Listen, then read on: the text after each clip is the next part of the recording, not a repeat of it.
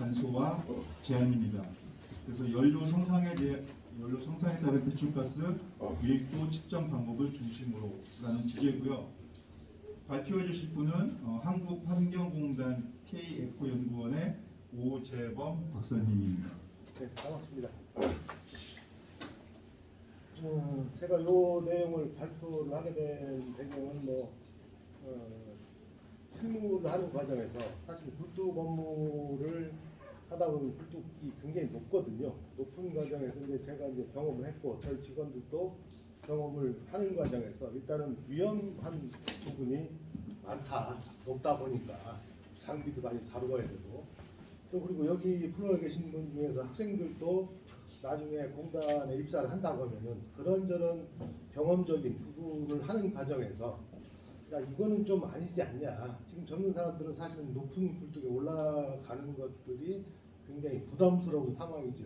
그럼에도 불구하고 조직에서 그런 일을 하나 보면 할 수밖에 없는데 과연 이게 맞냐라고 하는 취지에서 좀 더 향후에 여러분들이나 또 누군가가 그런 업무를 할 때는 좀 더 편한 좀 더 편한 업무를 좀 했으면 좋겠다라고 하는 취지에서 제가 그런 생각을 했고요.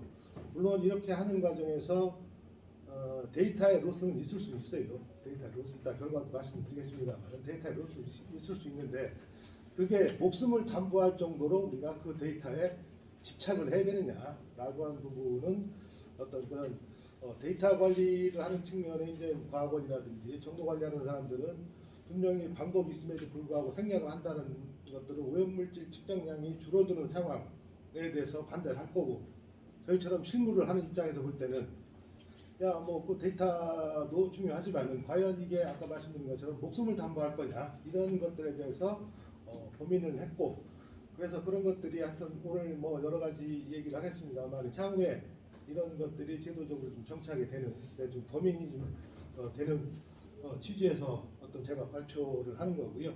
관련해서 발표를 진행하도록 하겠습니다. 대기오염물질은 아시다시피 이제 대기환경보전법에서 출발이 됐죠. 그래서 이제 수도권 특별법이라든지 그다음에 통합법이라든지 지금 전국적으로 확대한 이제 대기관리번역법에 대해서 소위 말해서 이제 TMS가 부착된 사업장들은 24시간 모니터링을 해서 배출량을 산정한다고 보시면 되겠습니다. 그러면 TMS가 뭐냐? 굴뚝에서 나가는 오염물질에 대해서 모니터링을 하고 있고 이거는 지금 공단에서 아마 1997년부터 적용이 돼서 지금 대기 배출 시설이 지금 보면은 1종부터 5종까지 어떤 오염물질 배출량에 대해서 이제 구분이 돼 있고 TMS 같은 경우는 지금 3종 사업장까지 의무부착이 돼 있고 관련해서 TMS에서 하는 것들은 뭐 아까 말씀드렸던 오염물질이라든지 유속이라든지 이런 것들을 실시간 측정해서 그런 자료를 공단에서 확인하고 그 다음에 그런 것들이 그런 결과들이 이제 지자체라든지 뭐 또 정부라든지 해서 이제 결국 연말에 사업장에서 배출된 오염물질 양 대비 배출 부과금을 산정하는 것들이 어떤 TMS의 계획이라고 보시면 되겠습니다. 그러면은 지금 그 대기관리번역법이 작년에 재작년이 벌써 2년이 됐네요. 과거에는 이제 수도권에 대해서만 총량 오염물질을 관리를 하다가 전국 지금 강원도를 뺀 나머지 전국의 배출 시설들에 대해서 번역법으로 관리를 하고 있고 공단의 역할은 TMS 관리죠. TMS 관리. 오염물질에 대한 모니터링 또는 오염물질을 측정하는 장비의 메인터넌스 이런 업무를 담당하는 과정에서 저희가 이제 굴뚝을 올라다니는 상황이 되는 거고 그 과정에서 여러 가지 어떤 문제가 있다라고 하는 부분에 대해서 좀 하시면 되겠습니다. 그리고 이제 아까 말씀드린 것처럼 저희가 이제 하는 것들이 통합 및 정보확인 시험이라고 해가지고 TMS에서 요구하는 모든 어떤 그런 데이터를 확정을 하고 그 다음에 거기서 어떤 문제점이나 이런 것들에 대해서 저희가 이제 이렇게 사진에서 보면은 굴뚝에 올라가서 측정도 하고 이런 것들을 하는 업무가 공단에 하는 일이라고 좀 보시면 되겠습니다.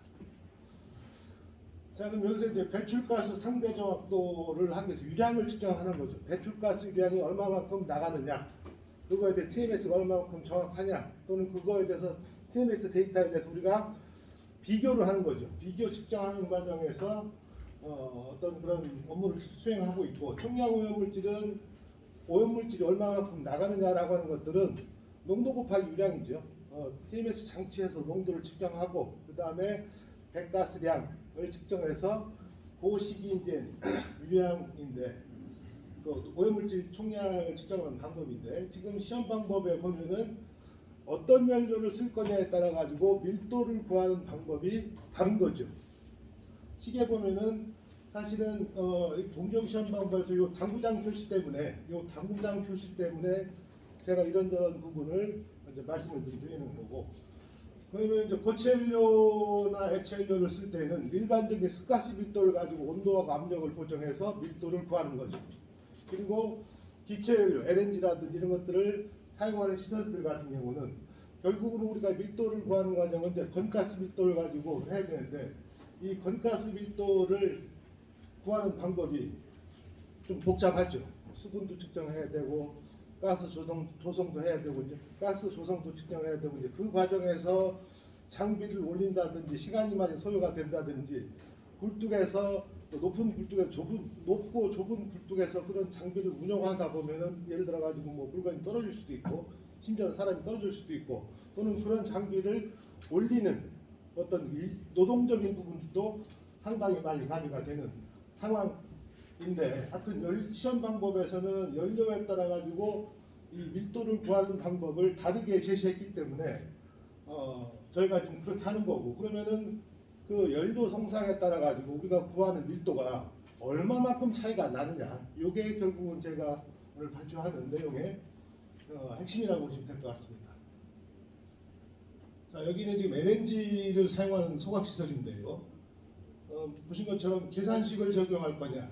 계산식은 뭐냐면은 아까 얘기했던 가스를 측정해서 수분도 측정하고 산소도 측정하고 그런 걸 갖고 계산해서 이제 밀도를 구하는 거고, 일반적인 습가스 밀도는 시험 방법에 나와 있는 것처럼 습가스 밀도 1.3을 가지고 온도하고 압력을 보정한 거죠. 그래서 최종적으로 건가스 밀도를 구해가지고 거기다가 밀도에다가 그렇죠, 밀도를 가지고 유속을 계산하는 거죠. 유속을. 그러면은 여기 같은 경우 지금 보면은 계산 아까 이제 그 계산식 같은 경우는 유속이 한 19.2m 정도 되고, 일반적인 습가스 밀도 같은 경우 18.75 정도 되죠. 결국은 그 얘기는 뭐냐면 밀도가 가볍기 때문에 유속이 빨라진다는 얘기죠. 얘들 같은 경우는 수분하고 가스의 어떤 그런 구성을 반영한 거고, 얘들은 무실한 거죠. 그래가지고 한 보니까 기체연료 같은 경우는 유속 편차는 한 0.27m/s 정도 차이가 나더라. 결국은 여기서 볼 때는 총량 관점으로 보면은 이쪽에 똑같은 굴뚝이라고 가정을 하게 되면 이쪽 같은 경우는 총량 오염물질 배출량이 낮게 측정이 되는 거죠. 그리고 고체연료, 여기도 마찬가지로 고체연료 같은 경우도 보면은 상대적으로 이쪽 그 일반적인 습가스 밀도를 가지고 계산했었을 때 이쪽이 밀도가 낮은가요? 낮네요. 유속 편차가 한 0.3m 정도 차이가 나더라. 이런 것들이고, 그 다음에 이제 유연소 시설인데요. 유연소 시설들 같은 경우 보면 여기도 마찬가지로 유속 편차는 한 0.08m 정도 차이가 좀 나죠. 아까 같은 경우 이제 연료 송상에 관계없이 고체연료냐 액체연료냐, 그리고 이거는 비연소 공정이라고 하면은 배출가스의 온도가 일반적인 상온 상태로 나가는 과정에서 과정인데, 이제 상대적으로 아까 연소 시설들보다는 유속 편차는 더 낮죠. 그럼 결국은 우리가 밀도에 영향을 주는 인자는 뭐냐? 아까 말씀드린 것처럼 배가스 수분이 있을 수가 있고요. 그 다음에 온도가 있을 수가 있고요. 그 다음에 배출가스 조성이 있을 수가 있는 거죠. 그래서 결국은 이제 그런 것들을 고려해가지고 실질적으로 우리가 원하는 건가스 밀도 얼마냐, 이놈을 가지고 이제 결국 유속을 계산하는 방식인데, 결국은 계산식으로 할 거냐 일반적인 습가스 밀도로 할 거냐에 따라 가지고 약간의 밀도 차이는 발생이 된다. 물론 이거는 우리가 이제 굴뚝에서 측정한 결과지만 수식을 이용해서 산정을 한 거고, 여기에는 우리가 알지 못하는 휴먼 에러도 분명히 있죠. 내가 정확한 측정 지점에 어떤 유속을 측정했느냐, 또는 그 측정 지점에서 배출가스 수분량을 정확하게 측정했느냐, 또는 그 배출가스 지점에서 온도는 정확하냐, 이런 것들에 대한 어떤 휴먼 에러들은 여기에 이제 반영이 된 거죠. 그럼에도 불구하고 전체적으로 보면은 이렇게 편차가 있더라. 그래서 결국은 유속 편차를 나타내더라 라고 하는 부분들이 이제 세 가지 조건에서의 어떤 연구 결과라고 보시면 될 것 같습니다.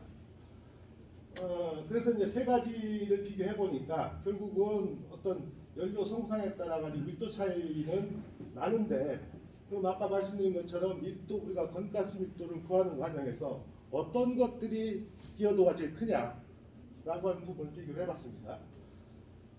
전체적으로 보면은 온도가 제일 높죠.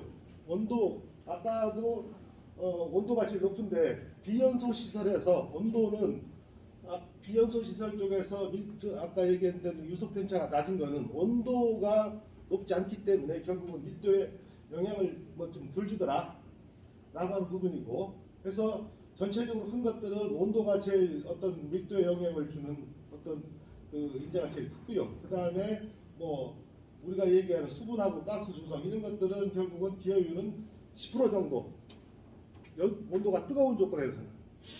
그러면 그 결국은 10%가 결국은 아까 얘기했던 유속에 영향을 주는 거죠.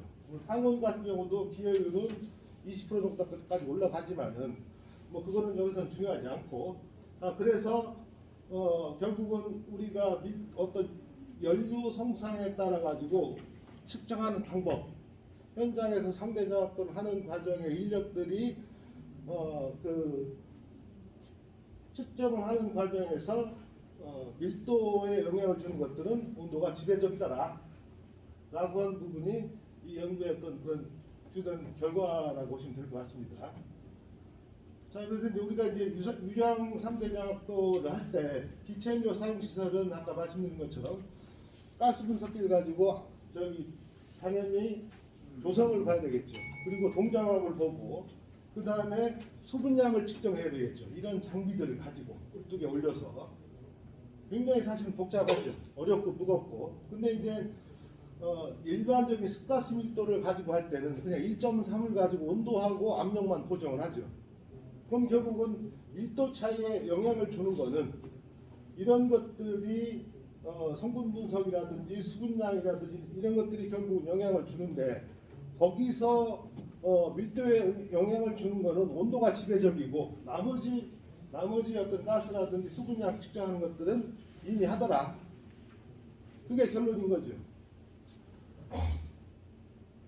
그래서 지금 연구의 결론은 지금 시험 방법에 나와 있는 연료 성상에 따라 가지고 우리가 밀도를 구하는 방법이 다르게 제시되어 있고, 다름에 의해서 현장에서 상대 정확도를 하는 사람들은 그런 어떤 위험적인 리스크를 안고 현장에서 측정을 해야 되는 어떤 상황적인 부분이 있기 때문에, 그거를 이 연구에서는 밀도가 유속에 미치는 영향이 미미하기 때문에 간소화를 해도 되지 않냐 라고 하는 부분이 또 제가 좀 말씀을 드리는 내용이고, 그거에 대해서 서두에 말씀드린 것처럼 과학관이나 이런 쪽에 정도관리를 하는 쪽에서는 야, 그것조차도 결국은 오염물질 배출량에 영향을 주는 건데, 그거를 빼면은 결국은 총량 오염물질 배출량이 낮게 평가가 되는 거죠. 분명히 그건 있습니다. 근데 그렇게 하기 위해서 우리가 이렇게 고소 작업을 할 거냐라고 하는 부분들에 대해서 지금 과거에 저희가 굴뚝에 올라다닐 때는 했지만은 젊은 사람들이 한 4, 50m 되는 높이에 굴뚝에 올라가 가지고 그런 것들을 할 수 있는 상황이 될 거냐. 실제로 지금 저쪽 전라도 쪽에 가면 사실 굴뚝 높이가 굉장히 높아요. 뭐 지상에서 60m 정도 되거든요. 그러다 보니까 이제 일반적으로 사업장의 어떤 오염물질 관리나 이런 것들은 시도 보관하는 연구원에서 지금 하는 걸로 알고 있는데, 그쪽에서도 사업장에다가 공문을 보냈습니다. 우리는 못하겠다. 왜냐면은 뭐 직원들이 다 여자들이고 높고 그러다 보니까 이제 그런 어떤 상황적인 부분이 일부 지자체에서 얘기가 되고 있는데 그렇다고 하면은 우리가 요만큼의 데이터를 더 얻기 위해서 이런저런 복잡한 상황적인 부분을 계속 끌고 갈 거냐 나수하는 부분에서 지금 한 번쯤은 이제 어떤 그런 논의를 할 때가 되지 않았나 싶은 어떤 내용이 제가 오늘 얘기한 내용의 어떤 결론이라고 보시면 될 것 같습니다. 이상입니다. 빨리 끝났나요? 네? 나와주세요. 네, 시간을 정확히 맞춰주시고 좋은 발표 감사합니다. 혹시 이 발표에 대해서 궁금하신 사항 있으면 손을 들고 질의해 주시면 감사하겠습니다. 다들 뭐 젊으신 분이라 동의하시나 보네요. 네. 아, 네. 네.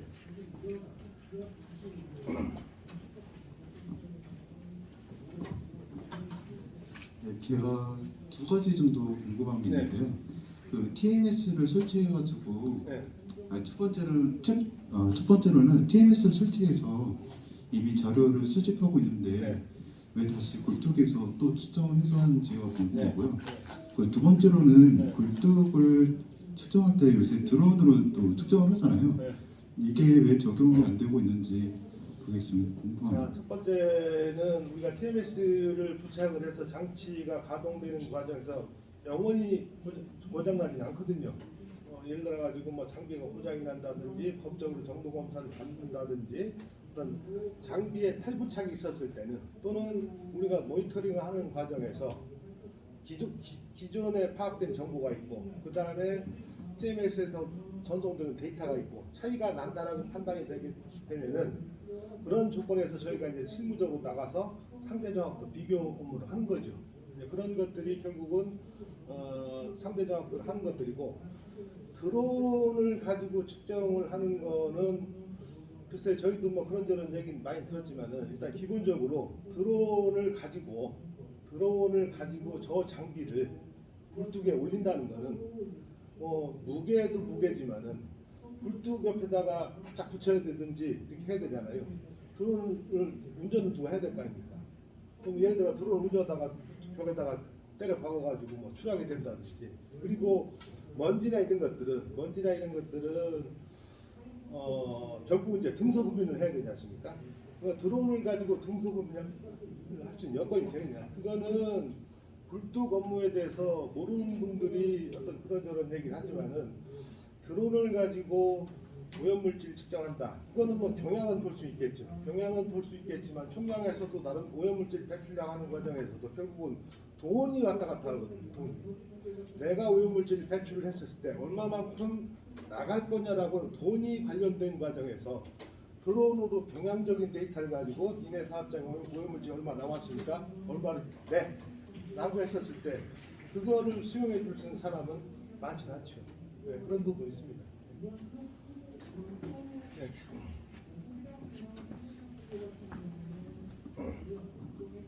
네, 감사합니다. 그 아까 드론 같은 경우는 추가적으로 검사 다르면 그 굴뚝 같은 경우 온도가 80도 넘고 있거든요. 그쪽 경우에 따라서 그 위에 드론 올라가면 드론을 이제 추가하게 할 거예요. 비싸서 그런 것도 있고요. 제가 여쭤보고 싶은 거는 이제 오차가 그 미미하다고 말씀하셨는데 제가 이제 그 발표자님의 의견을 적극적으로 동의하고 있습니다. 왜냐하면 이제 계속 올라가고 그러면 굉장히 힘들기 때문에 그런데 문제는 이제 발생하는 오차가 쌓이면 연간 단위로 쌓이거나 하면 최종적으로 그 산업체 입장에서는 좋긴 한데 그 오차가 커지는 거잖아요. 그러니까 이제 이 각도가 조금 차이가 나면 결국에는 이게 커질 수 있는데 우상향으로 된다는 얘기죠. 예. 그거에 대한 오차 보정이 필요할 거라고 생각을 하고 있습니다. 그래서 아까 연소 시설, 비연소 시설 등등 이제 몇 가지를 계산값과 그총 몇 번 그 비교를 하셨나요? 요거는 지금 저희가 한 거는 뭐 여기 발표 자료에 인용한 거는 세 가지이지만은 저희가 늘 그 데이터를 늘 하거든요. 늘 하는 과정에서 뭐 몇 개 정도 된다라고 뭐 말씀드리기는 뭐 숫자는 정확하지 않지만 굉장히 사실은 많이 올라다니는 거죠. 그렇다 하시면 이제 그 결과적으로 N값이 많다는 뜻인데 N값이 많으면 그거에 대한 보정 상수 같은 거를 만들어서 이제 계산 그렇죠. 그거를 이제 스파스 빌더로 이제 적용하고 싶으신 거지 않습니까?